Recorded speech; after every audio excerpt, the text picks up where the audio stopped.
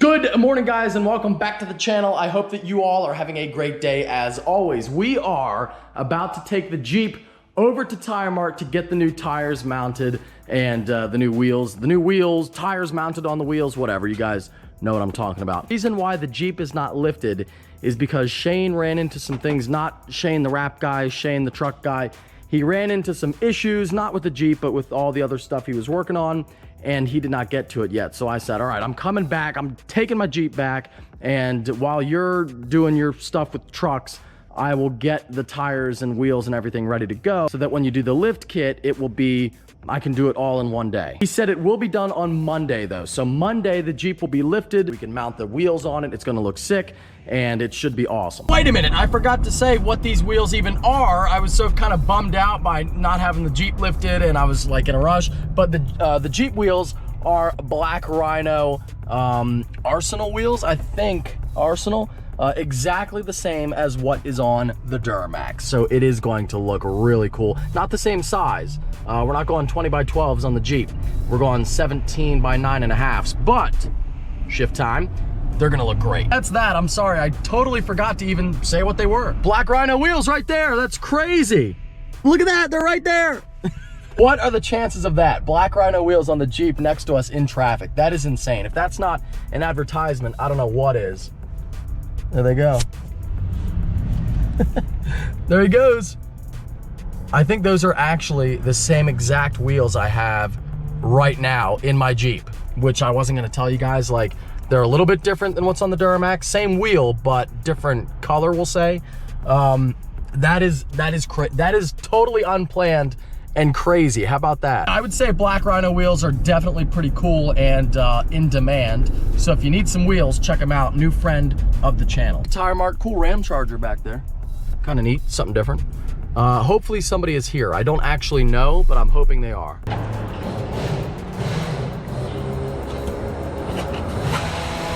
Oh my God, look at how good these things look. Went with the sand inside, the sand like inner part, that looks so freaking cool. And the center cap is black as well.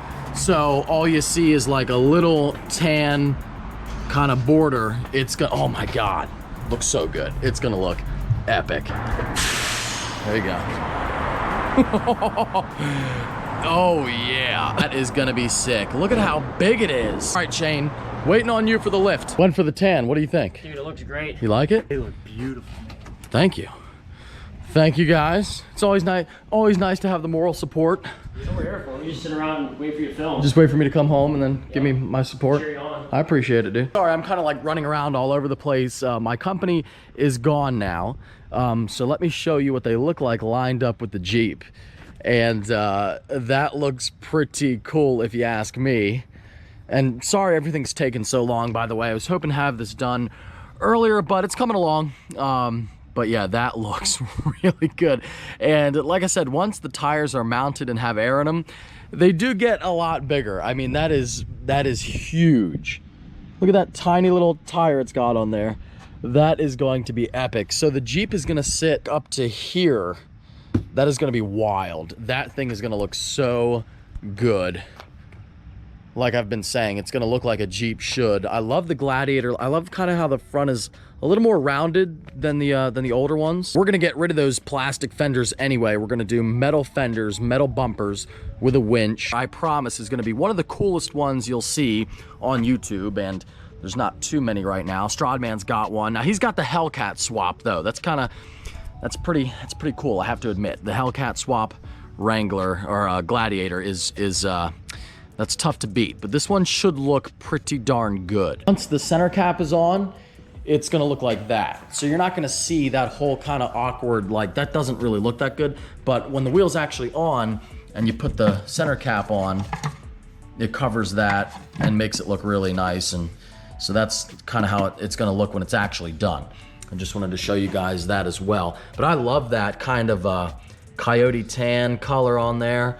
That is sweet, or maybe like an FDE, whatever you want to call it. That looks really cool. And I wanted to change it up a little bit, you know, not just all black. I wanted to put a little color in there. Black Rhino is not paying me to say this stuff about them. They are not. I would tell you guys, I have to tell you guys if they are, and they're not. I'm not getting paid. I just You know, I don't even know how I found their brand on Instagram, but I hit them up and I was like, hey, you know, can I get a set of wheels for my Jeep? And you know, I paid for them. And they were like, sure, you know, we'd love to work with you. I feel like that's important to mention. I really like them. Those are the wheels. They look awesome. Let me know what you think in the comments below. Lift kit should be done by Monday, and then the Gladiator will be looking like it should. Now, guys, on to something a little bit different, something not quite as cheerful. We're talking about the C8 Corvette, which normally is always great, and it's still fun, but this is not good news at all. And this is not just my C8 or anybody else's C8. This is every C8. This is everything that has to do with the C8 Corvette. This concerns. Back, by the way, from his honeymoon. Thank you. I missed you, buddy. Congrats, big Thanks, congrats. bro. Everybody go over to his Instagram and say congrats. Thank you. And also Thank you. buy a Corvette. That'd be helpful. Absolutely, because now I need a 600 LT. I had better news for you. Yeah. But it looks like all of production has been pushed back about 2 months.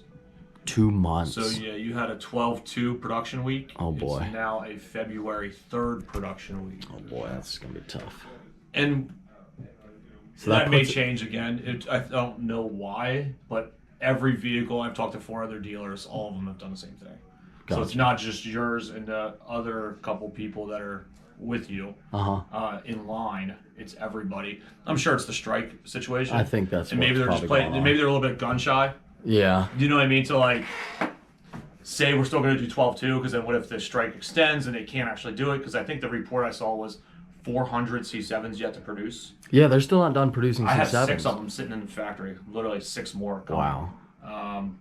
But not great news, but it's news. So that's where we're at. That's where we're at. Darn it. Well, guys. And in truck news, Oh yes, my other vehicle that I forgot I ordered this.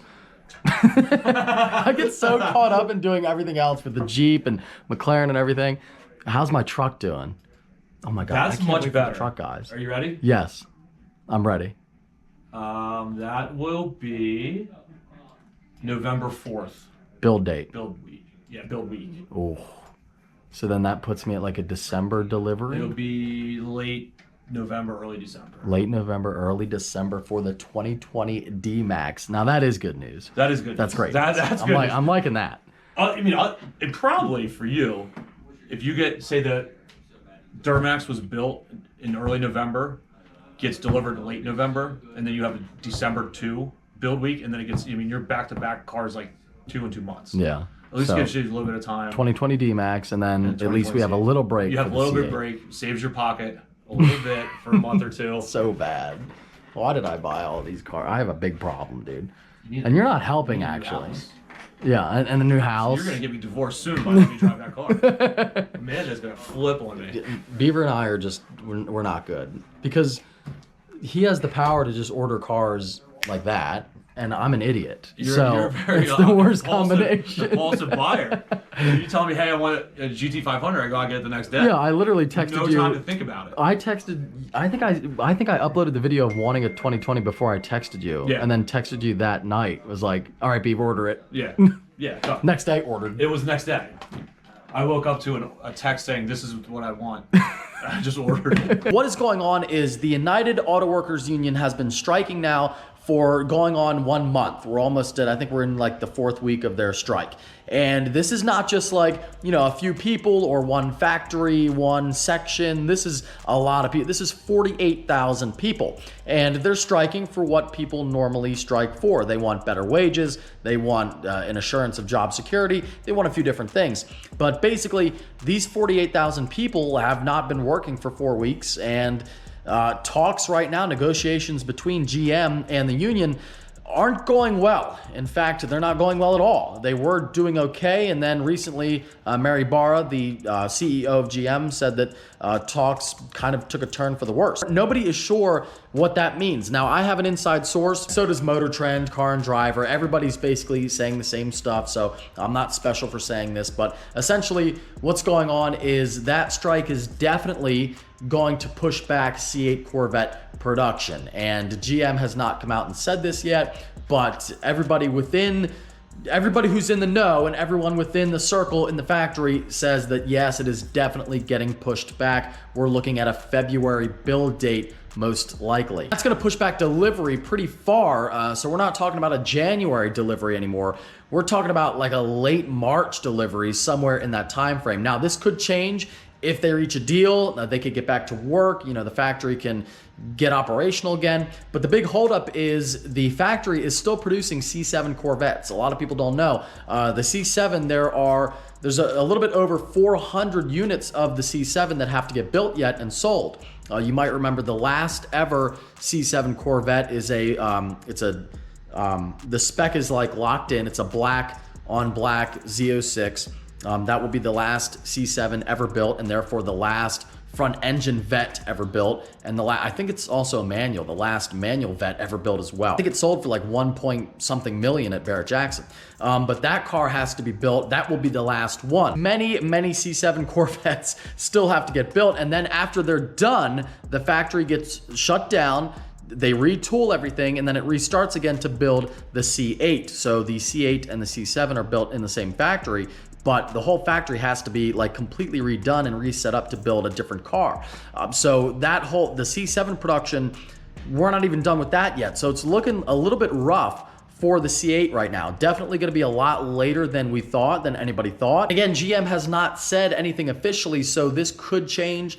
They could reach an agreement and maybe we could hurry the process along, or it could get even worse. So we just don't know. We're gonna have to wait, but that is the news on the C8. It's looking like it's gonna be pretty far down the line. Like you heard though, it's not all bad. There is some good news. My 2020 D-Max should be here in about a month, so I can't wait for that.